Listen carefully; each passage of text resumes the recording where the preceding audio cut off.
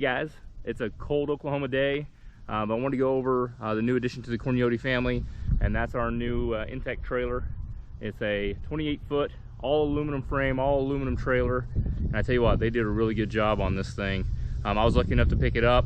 It had all the features that I wanted, maybe some that I didn't, or maybe some it didn't come with that I would like to have had, but overall it's a perfect trailer for what I want to do. So not only will it be a CORNYOTE hauler or a car hauler or any of the other vehicles I have laying around, but we make a lot of frequent trips to western Oklahoma to the sand dunes, so we have razors and four-wheelers and stuff like that.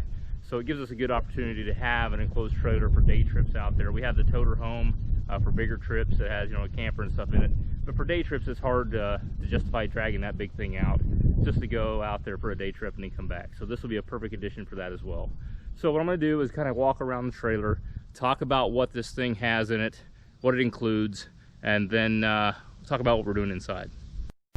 All right, first up, InTech. It's a company in Indiana that builds trailers. It's one of the top of the line trailers you can buy nowadays, along with some of the other ones that are actually still made in Indiana. The majority of the workforce is Amish. They do impeccable work, and you'll see that as I go and point out some of the details in this trailer. So just going around it, we'll talk about starting the outside. It is a triple tongue. It is aluminum framed. It does have the extended tongue, so if you're pulling it with a dually or a big toter home or something like that, you can actually make a turn without it actually touching the corner of it. So having that extended tongue is invaluable. It has your normal jack. You can see the top, it's a one-piece aluminum corner sections. It's all stainless. You can see the diamond plate there. We'll talk about the detail on the guy who does all the caulking for InTech. Like, that's just, it's incredible, some of the workmanship that's in this. It does have the aluminum door hold. You can see it is a seamless side. There are no screws or anything on it. You see it's got this big door. The bottom here pulls out. You can see it's on a strut system. It's on a gas strut, so it locks out and it locks into place. So that's really nice. It's got outdoor inlets, or outlets, outdoor outlets. You can see there's some LED pit lighting. It's pretty nice. It's got the aluminum wheel set up. You can see that it actually dips down with the wheel well and kind of makes it all look like a good solid piece there. And although this does cut up at the back here, it's actually a dovetail. So in the interior you'll see there's a dovetail on the back that helps with your approach angle on the low slung cars.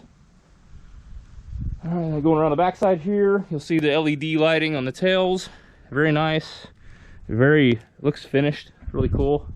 It is a normal standard door. It doesn't have the overhang with the back lights underneath the overhang, which I would have liked to have had. But again, this trailer was available at the moment, and it had the things that I really wanted, so definitely jumped on it. Going around, LED all around for all the lights. You can see this one does have the 6-foot by 10-foot escape hatch, which is invaluable. I mean, if you've never loaded a car in an enclosed trailer, it gets pretty tight in there trying to get in and out. Sometimes you have to leave your window down, crawl out the window, and kind of shimmy along the side. But having that escape hatch is amazing. It's on struts. The fender well is removable. It completely comes out. You can see the mechanism here. There's a couple thumb screws, big heavy duty stuff. I even put anti-seize on them for you, which is awesome because it is aluminum and there's two different metals there. So when the fender's out, there's a step to climb right in. You can see it's already muddy. We had some rain the other day, so it got a little muddy backing it into the spot, but that'll all get cleaned up later. Again, see the latching mechanism here. It does have dual locks, like a deadbolt, and then a standard lock for the handle. Very cool. See the top side of it here. I'll kind of push it down. There you go. You can see the outside.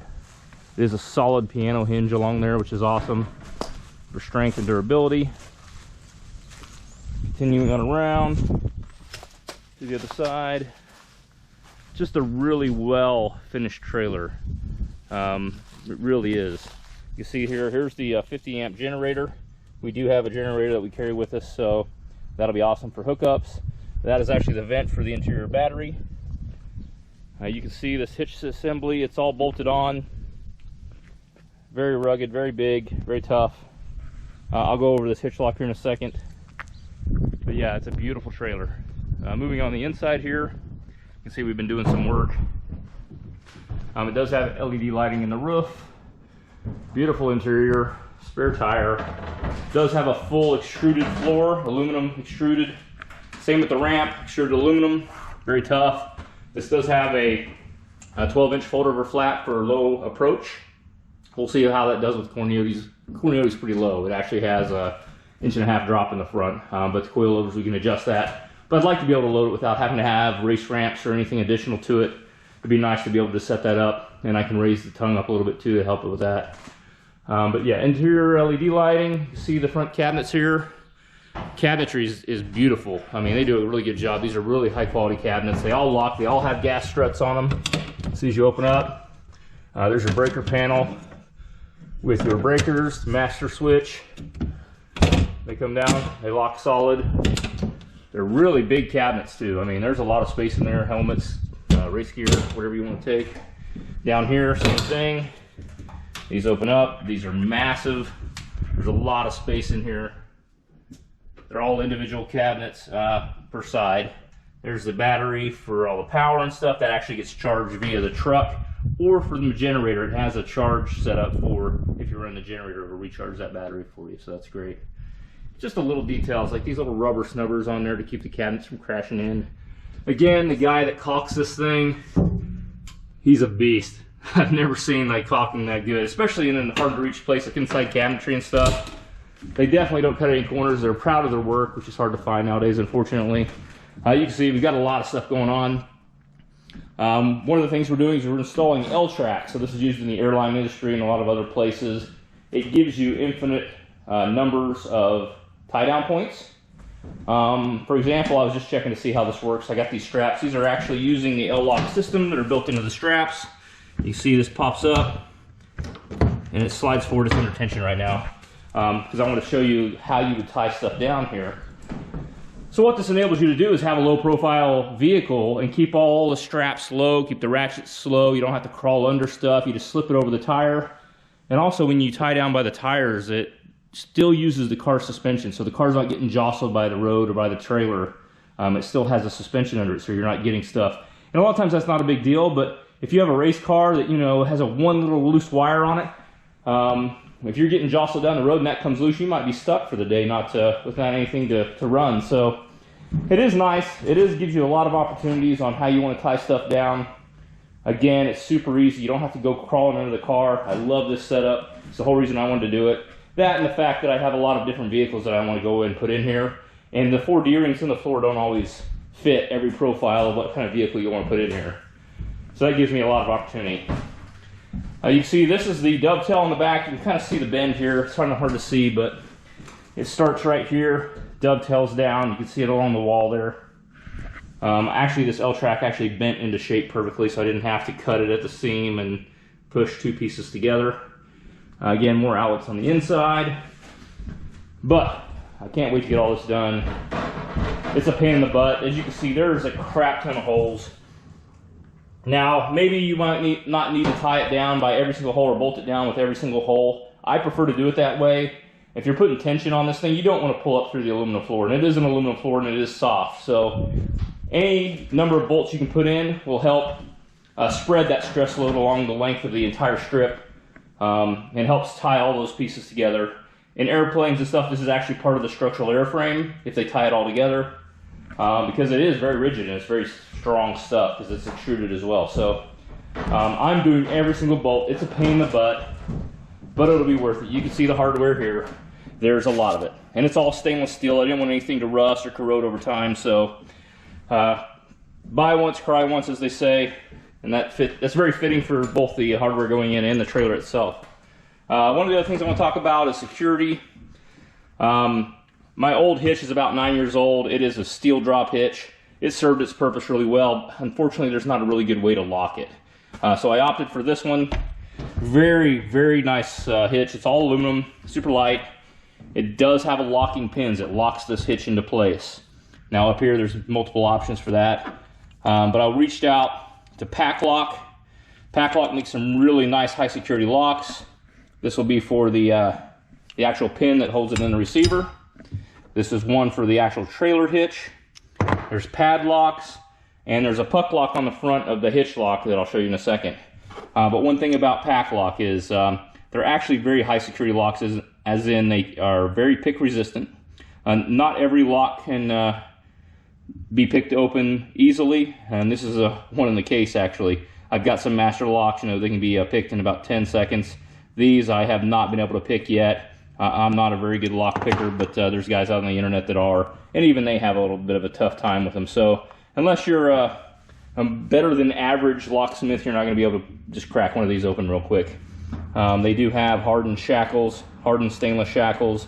They do have security pins in the locking mechanism, in the keyway, like spools, and they have serrated pins.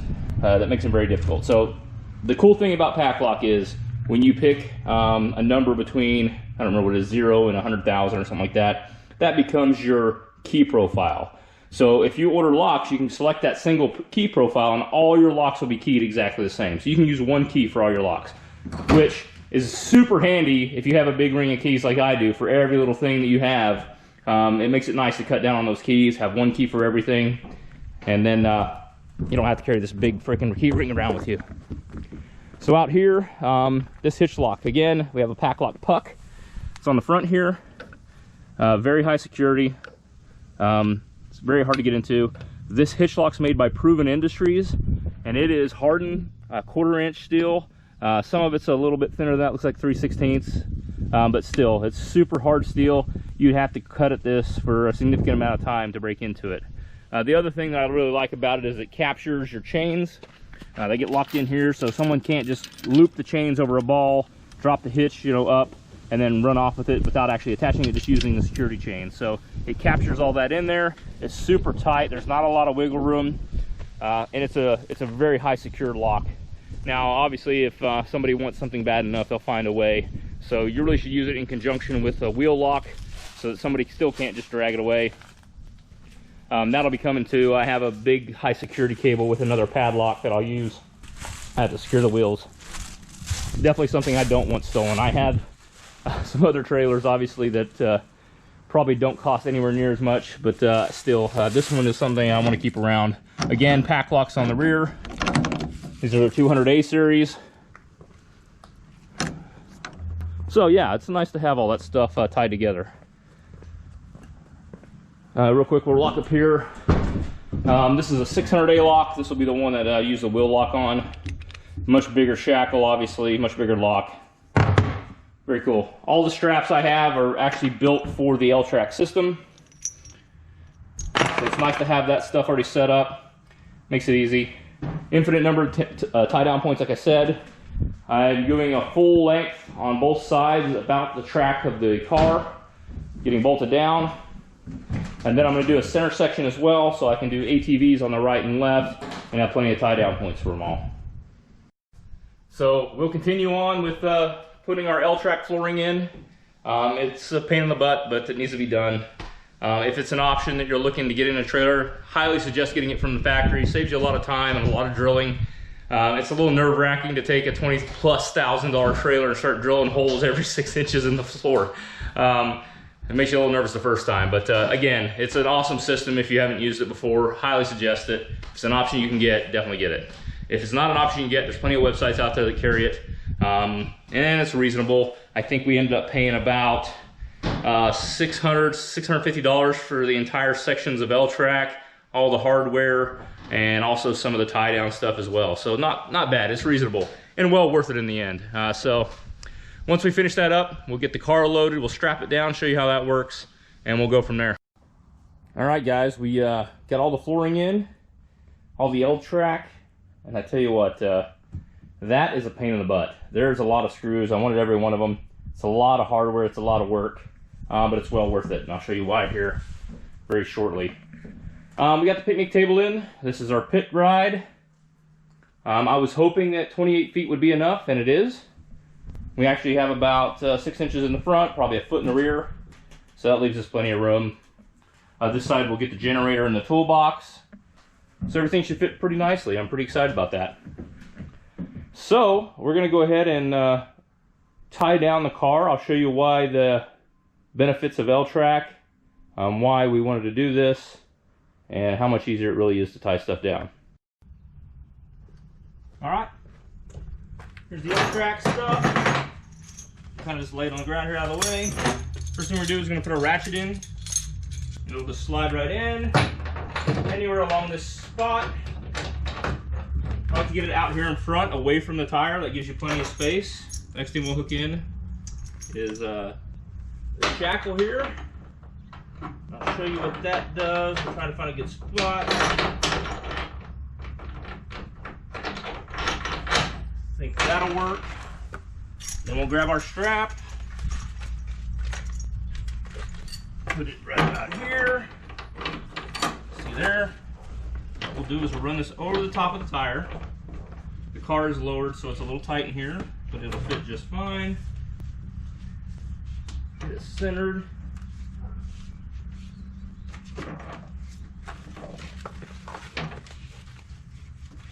Then we'll run it through the shackle.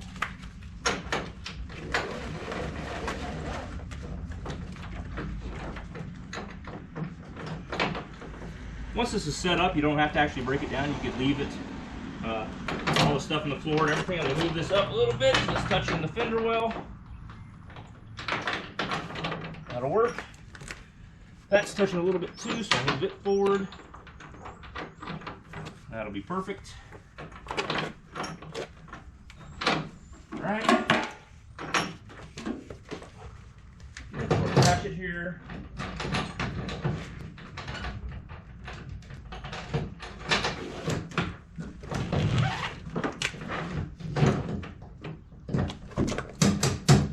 Looks good on the tire, so we'll ratchet it down.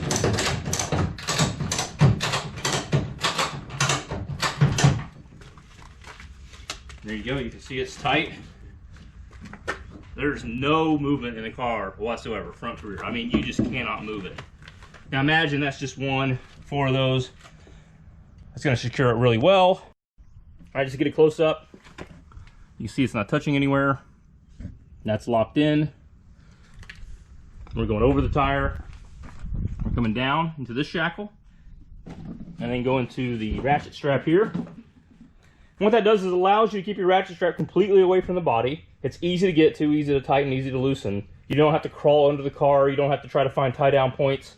The tie-down points are always there.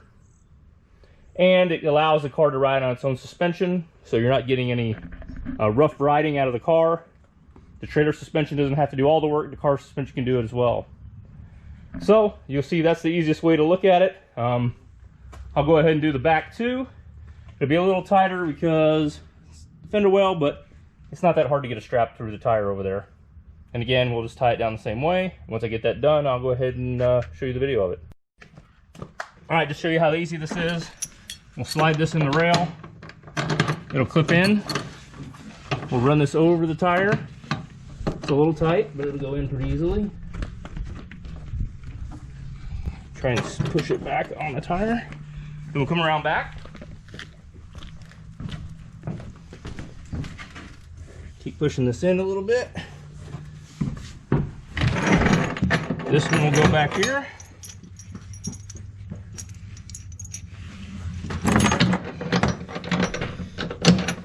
Locks in like that. Some tension on it.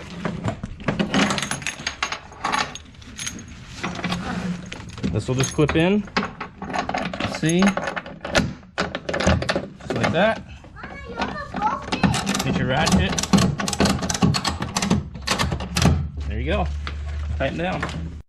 Alright, so to finish up, I was editing the video and I realized I didn't wrap it up and I didn't want to rob Dom you guys and just cut it off like he does. So to wrap it all up, I love this freaking trailer. It's amazing. I love the LTrack system. I'm really happy to have this added to the fleet. So if you're looking to try to find a trailer and you're looking at what sizes you want, or you're looking for a brand or a model, or you're looking for options, keep it in mind. If you have any questions or any comments or anything like that, I'll be happy to answer anything. I've been looking at trailers for a very long time before I decided on this one. It was a significant purchase. It was worthwhile, but I did do a lot of research to get to this point. So I'm not going to say I'm a wealth of knowledge, but I have enough information that I've gathered up that I have a good understanding of what is a good option and what's not. So hit me up if you have any questions. I'll be happy to answer them.